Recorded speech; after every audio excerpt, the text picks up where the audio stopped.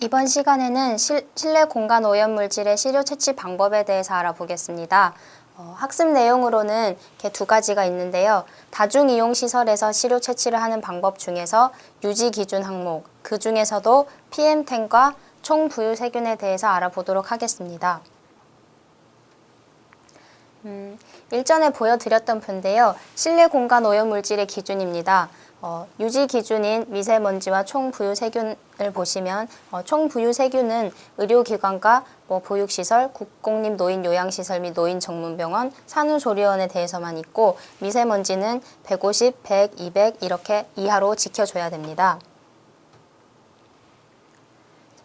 유지 기준 항목 중에서 이제 오염물질별 시료 채취 및 횟수에 대해서 이제 설명을 드리게 될 텐데요. 이제 실내 공기 오염물질의 특성, 그리고 이 오염물질들이 어떠한 건강 영향을 미치는지, 그리고 발생원에서 어떻게 방출을 하는지, 그리고 분석 방법의 정량 및 측정 목적에 따라 시료 채취량 횟수를 결정하게 되는데요.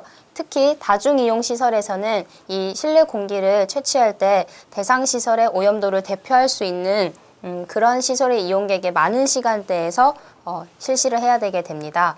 이 시료 채취 여건상 불가피할 경우에는 특히 이제 불가피한 경우가 이제 파과나 정량 한계 미만 등에 대해서는 시료 채취 유량 및 시료 채취 시간을 조절해서 양을 조정을 할 수 있는데, 파과가 일어날 경우에는 과다로 시료가 채취된 경우이기 때문에 시료 채취량을 줄인다거나, 그리고 정량 한계 미만인 경우에는 농도가 너무 낮아서 검출이 되지 않는 부분이기 때문에 시료 채취량을 늘려서 이제 이 부분은 조정을 해서 시료를 채취하면 되겠습니다.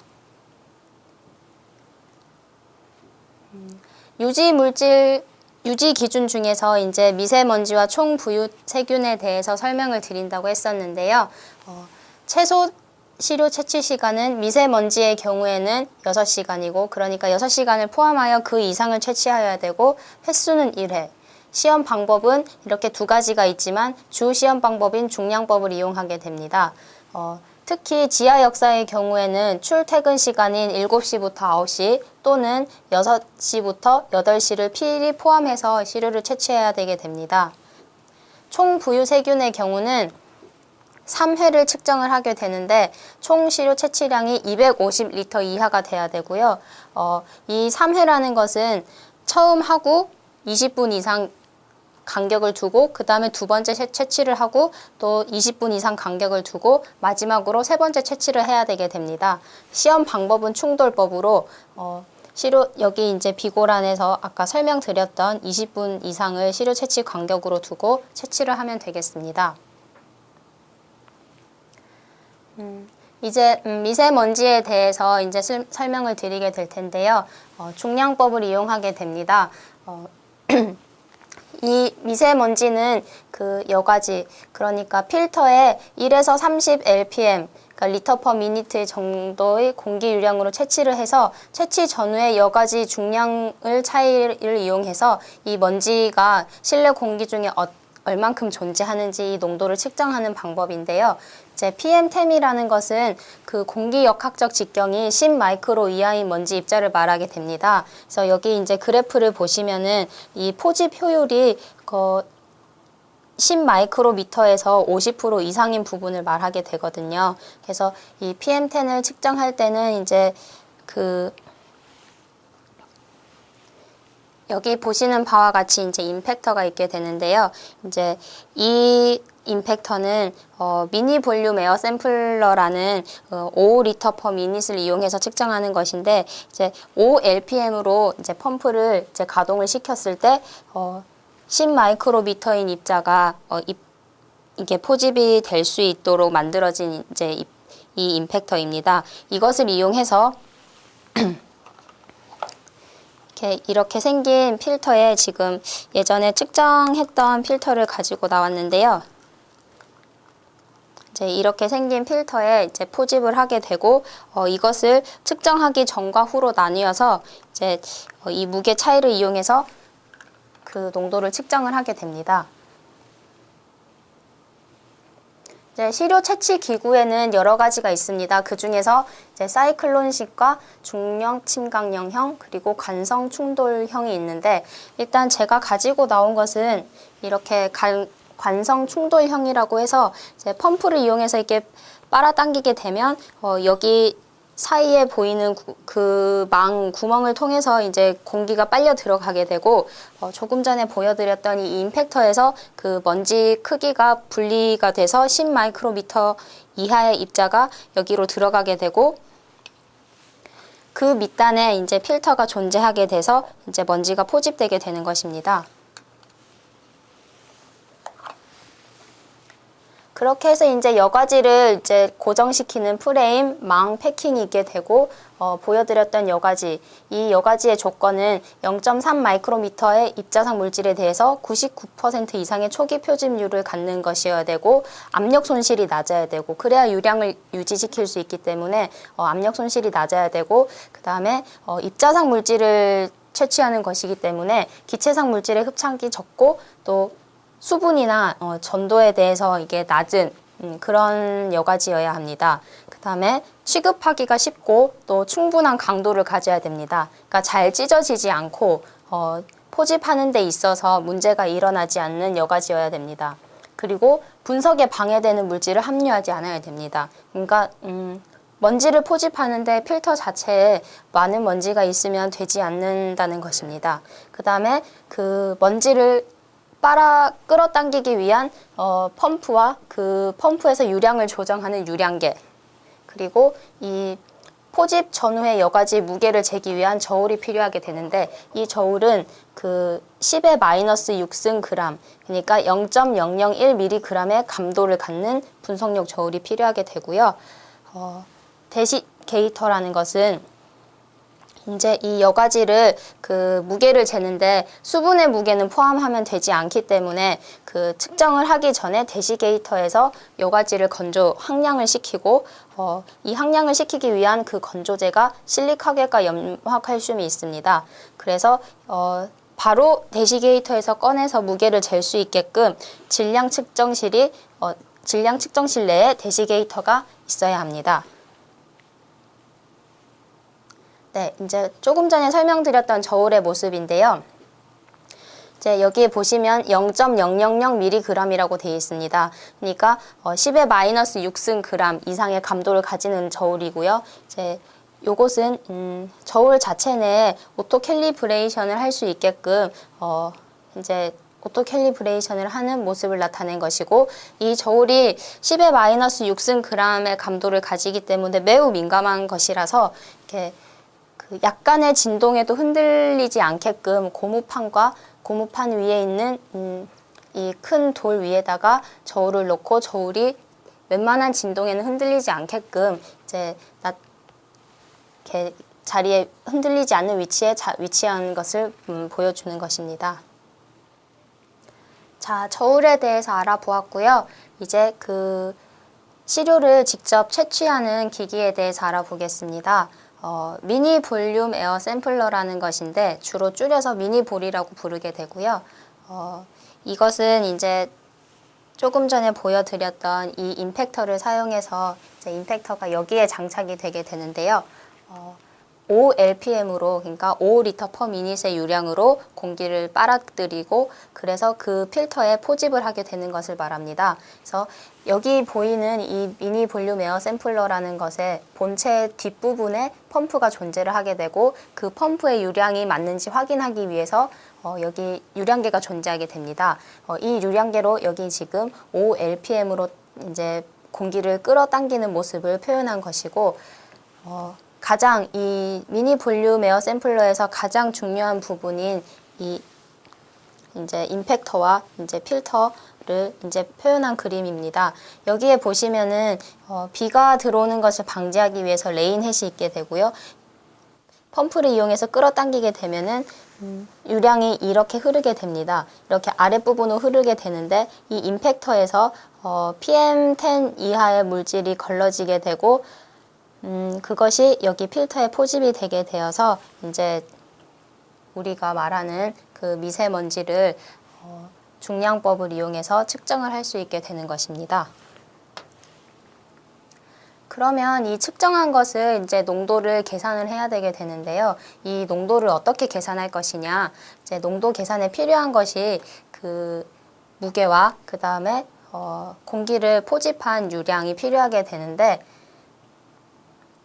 시료를 채취한 유량은 이제 처음에 측정하기 전에 이제 그 펌프를 유량을 체크를 해서 얘가 정말 5 lpm으로 당겨야 되는데 펌프로 이제 포집을 하다 보면은 4.9가 될 수도 있고 5.1이 될 수도 있고 그것을 유량을 보정을 하게 되는데 그것이 Q1입니다. 그 다음에 측정을 끝낸 다음에 이 펌프가 계속 5 lpm을 유지하고 있는지 알아보게 되는데요. 그것을 또 유량계로 이제 체크를 하는 게 있습니다. 그것이 Q2가 되고요. 이 두 가지를 이제 평균을 내어서 Q 이제 에버리지라고 표현을 하게 되는데, 이것으로 이제 시료를 얼만큼 채취를 했는지 이제 계산을 하게 되고요. 그 다음에 이 채취한 공기의 부피를 미터 퍼 세제곱으로 미터 퍼 세제곱이 아니라 미터 세제곱으로 나타내게 되는데, 이것을 이제 시료 채취한 유량을 시간으로 환산을 해주게 되고 얼만큼 포집을 했는지, 그리고 이것이 리터이기 때문에 리터에서 미터 세제곱으로 이제 표현하기 위해서 그 10의 3승이라는 것을 나눠주게 됩니다. 그러면 리터에서 미터 세제곱으로 바뀌게 되고요. 그래서 이 시료 채취한 공기를 그 25도씨 1 lpm으로 표현해야 되기 때문에 이렇게 온도 단위를 환산을 해주고 압력을 환산을 해줘서 25도씨 1 atm을 기준으로 이제 시료 채취한 공기의 부피를 나타내게 됩니다. 그래서 시료를 채취한 후의 무게에서 시료를 채취하기 전에 무게를 빼고, 그 다음에 말씀드렸던 바탕 시료가 베이스 농도를 빼고, 그 다음에 시료 채취한 공기 V25도씨 1 atm을 나눠주게 되면은 최종적으로 마이크로그램 퍼 미터 세제곱이라는 그 미세먼지의 농도가 나오게 됩니다. 여기 보이는 사진들은 이거는 실내는 아니고 실외에서 포집한 필터의 모습인데요. 봄, 여름, 가을, 겨울별로 이 시료가 어떻게 채취되어 있는지, 이제 채취되게 되면 이제 좀 이렇게 새까맣게 된 부분이 있게 되는데, 이것을 그냥 예시로 보여주기 위해서 이렇게 표현을 해 보았습니다. 미세먼지에 대해서는 이제 설명이 끝났고, 그 다음에 총부유세균이라고 해서 이제 설명을 드리게 될 텐데요. 총부유세균이라고 하는 것은 그 먼지에 붙어서 이제 함께 움직이는 그 미생물을 뜻하게 됩니다. 이것은 충돌법을 이용해서 이렇게 농도를 측정하게 되는데, 여기 보시다시피 충돌법이 주 시험 방법으로 나와 있습니다. 근데 이것은 어떻게 측정을 하느냐? 물론 이것도 펌프를 이용해서 측정을 해야 되기 때문에 그 부유세균을 측정하기 위해서 그 얘네들을 배양시키기 위한 배지에다가 채취기를 이용해서 그 미생물이 배지에 충돌하게끔 이렇게 만들어지는 것인데, 여기 장비를 보시게 되면 이제 이렇게 생긴 장비가 있습니다. 거기에 이제 얘네들을 충돌 펌프를 이용해서 이렇게 공기를 빨아당기게 되면은 충돌을 시키게 되는데, 여기 이제 구멍이 있습니다. 이 구멍이 400개의 구멍으로 이루어지게 돼 있는데, 여기에다가 배지를 장착을 하고, 그 다음에 그 뚜껑을 덮고, 그 다음에 펌프를 이용해서 빨아당기게 되면 공기 중에서 이렇게 세워뒀을 때 이 구멍을 통해서 그 공기가 빨아당겨지게 되고, 그 밑에 있는 배지에 이 작은 구멍들을 통해서 이렇게 배지에 충돌을 하기 때문에 공기가, 그래서 이제 충돌법이라고 명명을 했고, 이것을 이용해서 실내 공기 중에 총 부유 세균을 이제 측정을 할 수 있게 됩니다.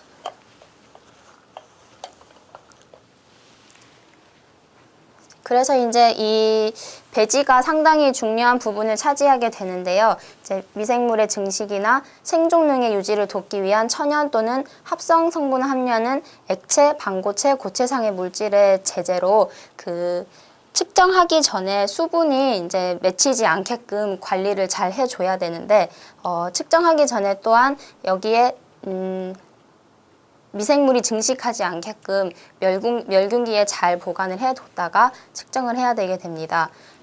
군체 형성 단위는 CFU라고 해서 이제 그 기본 단위인데요. 배양할 수 있는 세균이나 진균의 수를 나타내는 기본 단위를 이제 CFU라고 합니다.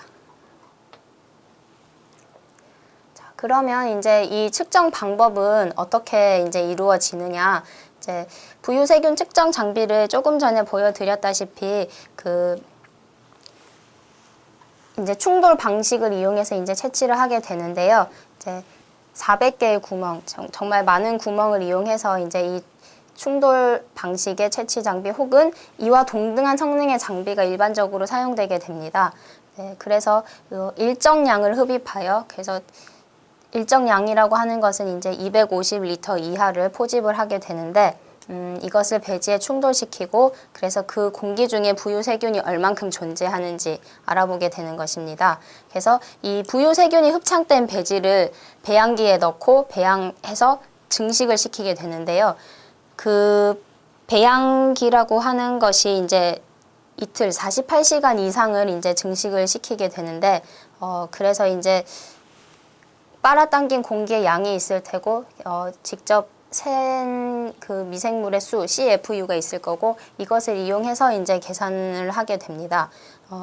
일반적으로 그 배지에 충돌하는 유량이 대략 1마이크로미터 이하의 부유세균을 채취할 수 있을 정도로 이게 충분히 크고 또 부유세균의 덩어리를 파손하거나 손상을 피해야 되는 그렇게 해서 그 부유세균의 생존을 보장할 수 있을 정도로 이제 충분히 낮아야 합니다. 그다음에 채취량은 미세먼지와 마찬가지로 너무 많거나 너무 적으면 되지 않기 때문에 매우 낮은 농도의 부유세균을 검출할 수 있고 또 부유세균이 배지의 건조 등 물리적 변화에 따른 영향을 받지 않게끔 채취량을 정해야 합니다. 그래서 많이 존재하겠다 싶은 곳에서는 좀 포집량을 줄이고 그다음에 이 공간에서는 부유세균이 좀 적을 것 같은데 하는 곳에서는 채취량을 늘려서 이렇게 농도가 충분히 나올 수 있게끔 하지만 너무 많지 않은 농도 한에서 나올 수 있게끔 시료 채취량을 조절하면 되겠습니다.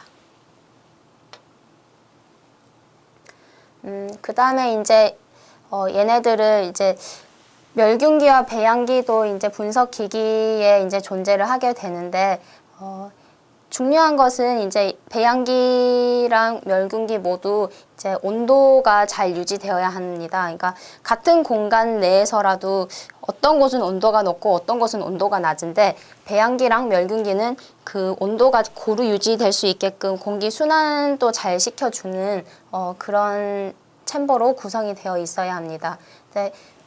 여기에서 보시다시피 배양기 같은 경우는 플러스 마이너스 1도씨 이내의 범위에서 이제 존재를 해야 되게 되고요. 그다음에 멸균기는 최소한 121도씨 미생물을 파괴를 시켜야 되는 이제 멸균기이기 때문에 최소한 121도씨의 포화 증기 온도를 얻을 수 있는 장치여야 합니다. 포집하는 기구는 직접 보여드린 이것과 같고요.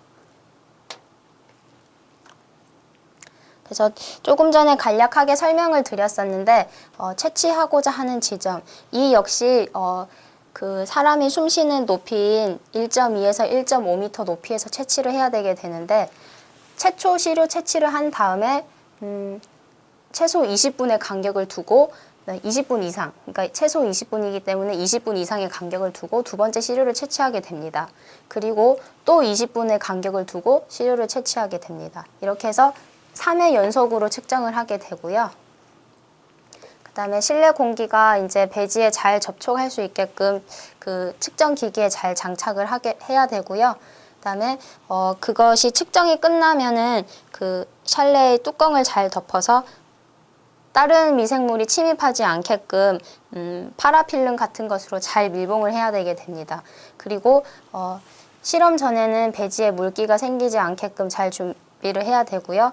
배지의 온도를 시험소의 온도와 평형화시키는 것이 물기가 생기지 않게끔 하는 것에 가장 좋은 방법입니다. 그 다음에 총 공기 채취량은 250리터 이하가 적정하고요. 이 공기 채취량이 너무 많을 경우, 예를 들어서 여기 500리터일 경우에는 그보다 적은 유량일 때보다 총 부유 세균이 이제 낮은 농도로 평가될 가능성이 존재합니다. 왜냐하면 너무 많이 빨아당기게 되면은 그 포집이 되었던 미생물을 이제 그 위에 계속 같이 포집이 되기 때문에 중복이 될 가능성이 있어서 낮은 농도로 평가될 가능성이 존재한다는 것입니다. 그다음에 밀봉한 시료는 직사광선을 피해서 실온에서 보관 운반해야 되고요. 이 주의점만 잘 이렇게 하신다면 시료 채취하는 데는 큰 문제가 없을 것입니다.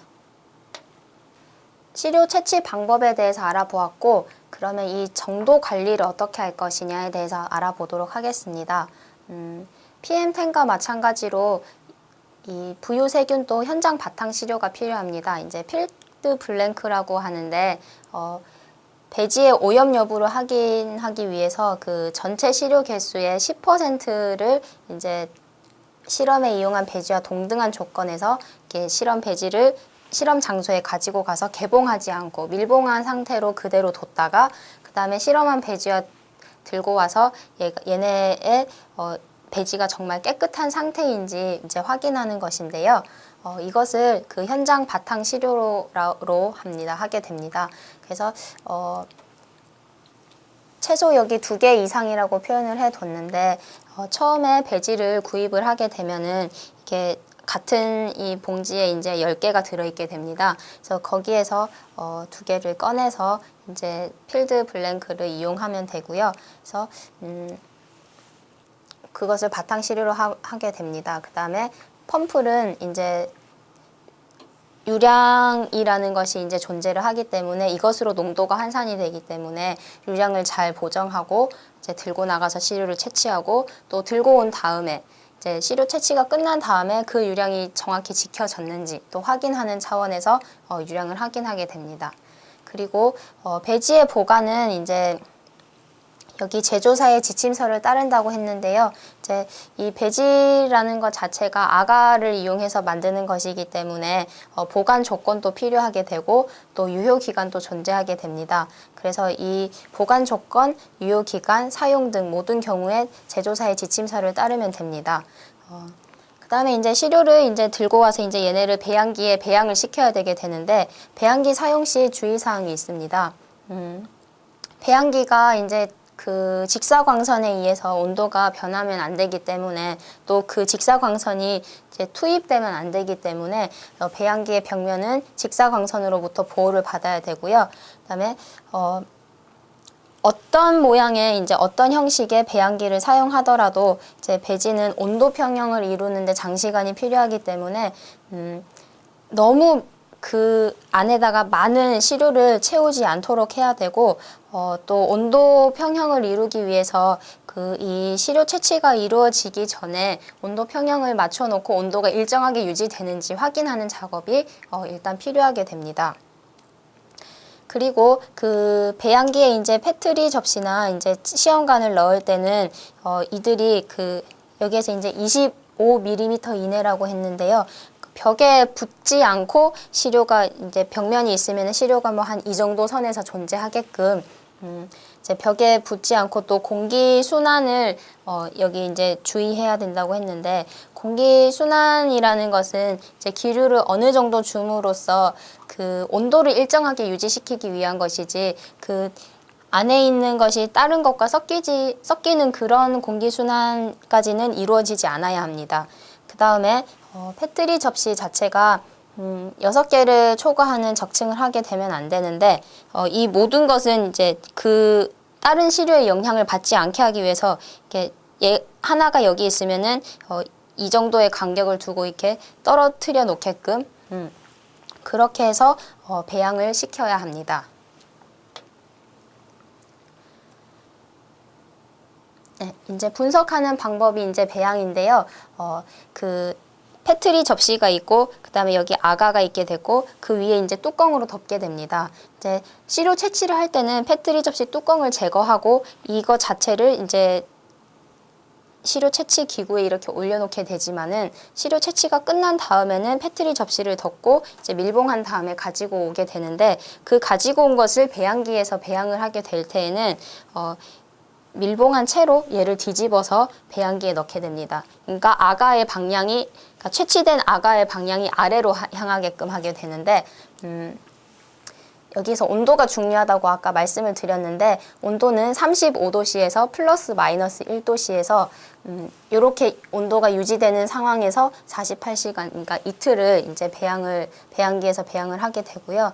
이제 여기 사진에 이제 표현되었는지 모르겠는데 400개의 구멍에서 공기를 빨아당겼기 때문에 이렇게 약간 울룩불룩한 면이 보이게 될 겁니다. 그래서 여기 이게 시료 채취가 된 배지와 안 된 배지의 차이점이 이렇게 약간 울퉁불퉁한 면이 균일하게 이렇게 있느냐 없느냐의 차이인데요.